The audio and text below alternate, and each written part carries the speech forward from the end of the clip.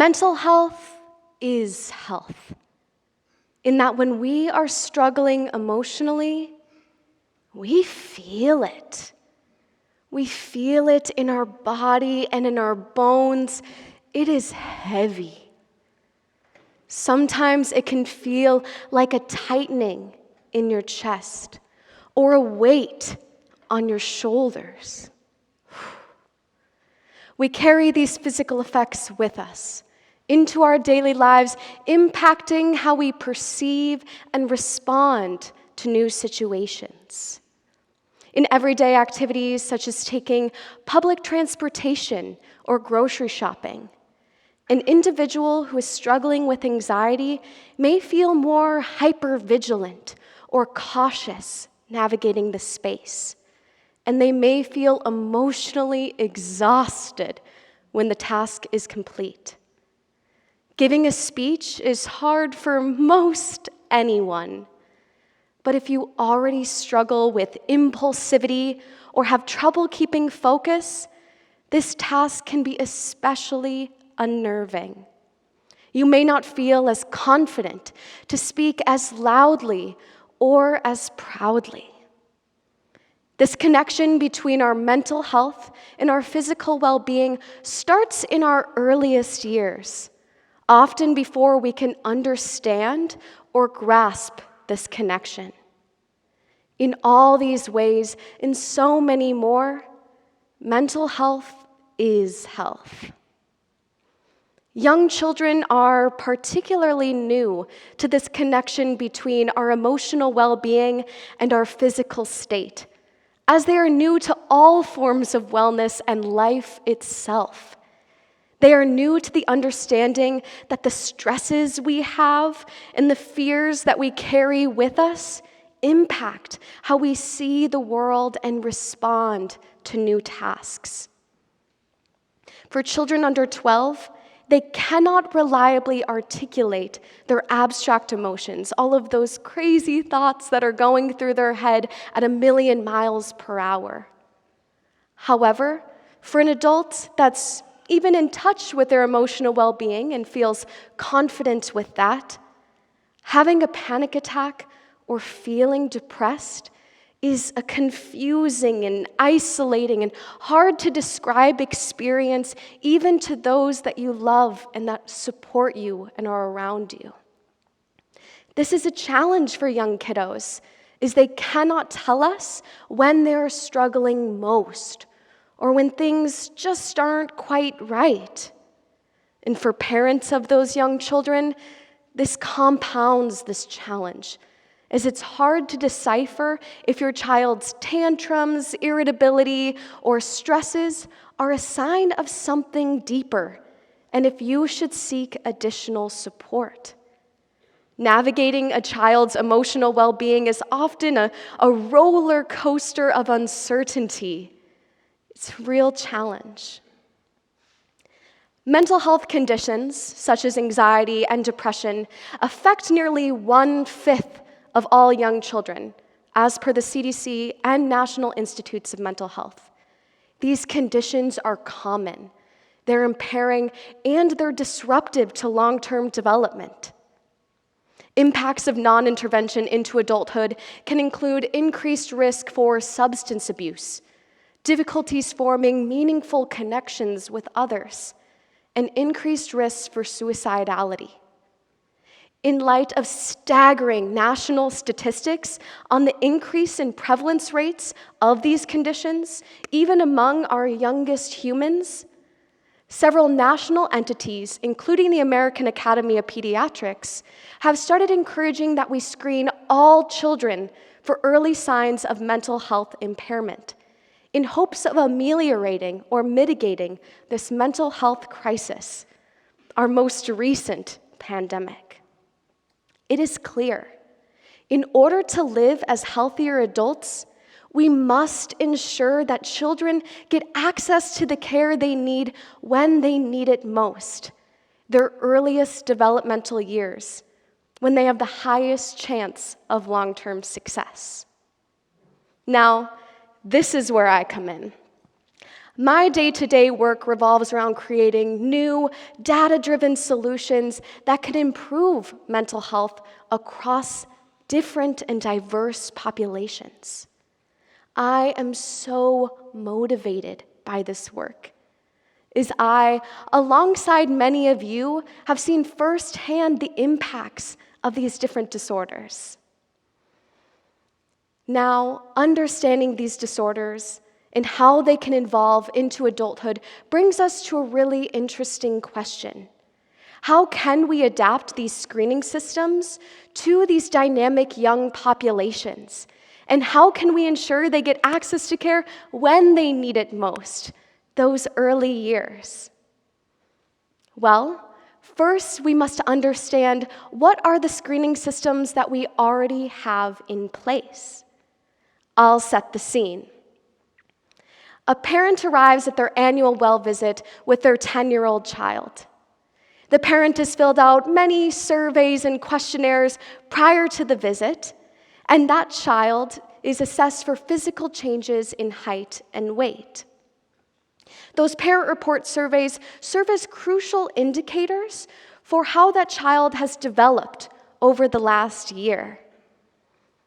As well, that pediatrician usually only has 15 to 20 minutes annually with that family, meaning that's not a lot of time to go over a lot of changes. And so based on that, they really need this time to go over and unveil this complex landscape of that child's emotional well-being. However, for that child and many children under 12, specific questions or surveys about that child's mental or behavioral health are not components of the visit. The limited time restricts a deep exploration of behavioral and mental health for that kiddo, especially for a parent who may be grappling with societal stigma or lack of understanding on when these conditions can begin, or just confusion on what is even normal behavior for their kiddo. Parents are, of course, experts on their own children. However, we cannot expect them to be mind readers. It is so hard to know if someone is feeling lonely, or if that loneliness is something that they'll grow out of. Even if you, as a parent, are concerned that your child might be showing more signs of anxiety or depression compared to other children their age, do you have the trust in your pediatrician to tell them that? Maybe you're wondering if this will be on their health record forever, or if that's even something you really need to worry about. There are so many barriers to getting access to the help you need, especially for your kiddo in those early years.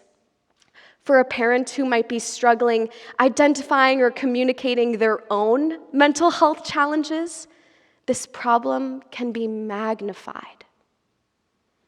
I, alongside my team of incredible researchers, doctors, clinicians, and engineers, aim to alleviate some of that burden on parents and providers during those crucial early developmental years. We've now unveiled significant evidence of a new wave of AI-based solutions to allow us to screen more effectively, supporting providers and also complementing our current screening methodologies. We found that by combining not only reporting from a parent and a provider, but also considering data from a child, we can glean a lot of new insights. We found that behavior speaks when words can't. But what does that really mean?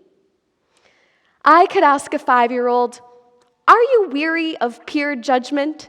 But I probably would not get a reliable response from that 5-year-old kiddo. However, I could ask that same 5-year-old to stand in front of a video camera and tell a short story. And during that short story, I could measure how their heart rate changes, how their voice tone fluctuates, or how much they fidget. And from those measurements, glean a lot of really interesting insights on how that child responds to environmental stressors. Is their fight or flight response exaggerated compared to other kiddos their age? And by how much? This method is intuitive. As we've described, and as we've all experienced, our mental health influences how we perceive the world and how we respond to new tasks. Our emotional well-being dictates how at rest our internal body state is, or how quickly we might turn away from that potential threat. Building on this concept, when we ask a young child before the age of 12 to do typical everyday activities, like playing with bubbles from a bubble machine, or giving us that short speech, there are specific, quantifiable, and measurable responses in their physiology, like their heart rate, their behavior, like how their voice changes when they pause or in their pitch, or in how quickly they move across the room, which is really entertaining to watch, that are specific to children with an underlying mental health condition. They respond differently, just like we do.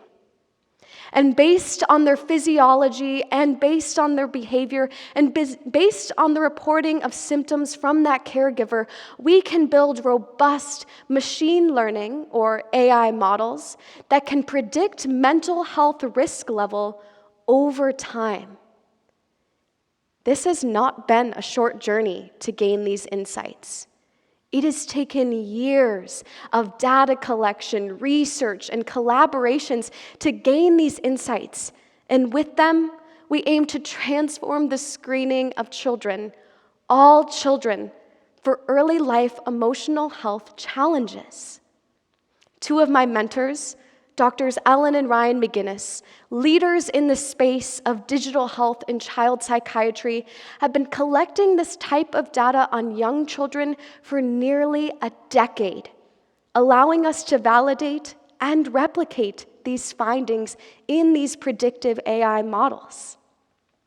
Garnered with these insights, supported by these insights, we can better watch over our youngest generation, advise them, mentor them, and intervene when necessary to best support a healthy life trajectory.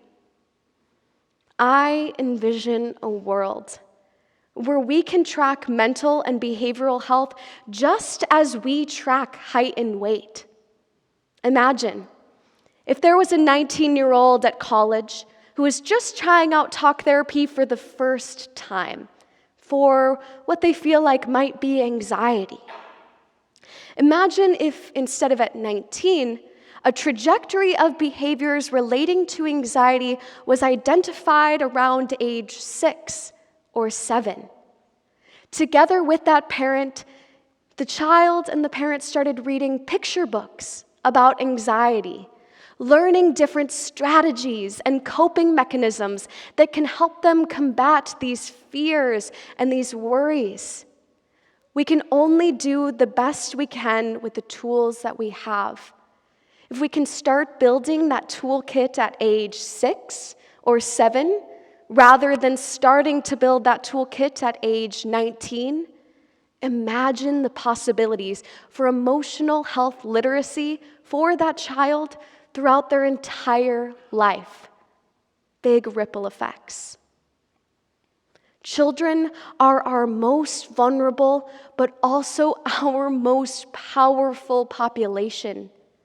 They carry the momentum that will shape our evolving world, new solutions we most vitally need.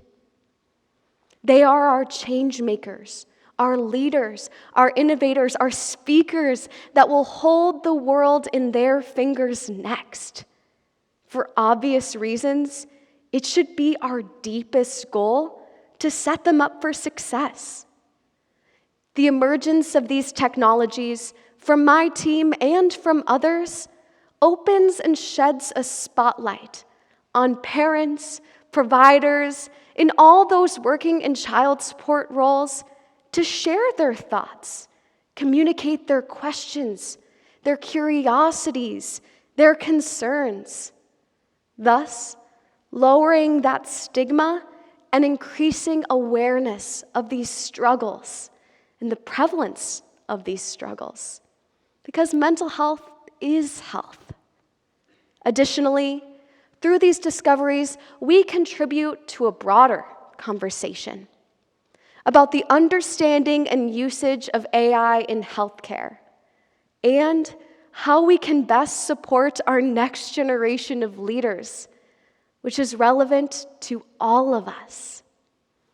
I envision a future where parents and providers and kiddos alike can benefit from increased screening accessibility, information, innovation that can help us best support our next generation of leaders and those supporting them and raising them to live more fruitful and meaningful lives. Talk about a group of people that will have ideas worth sharing. Thank you.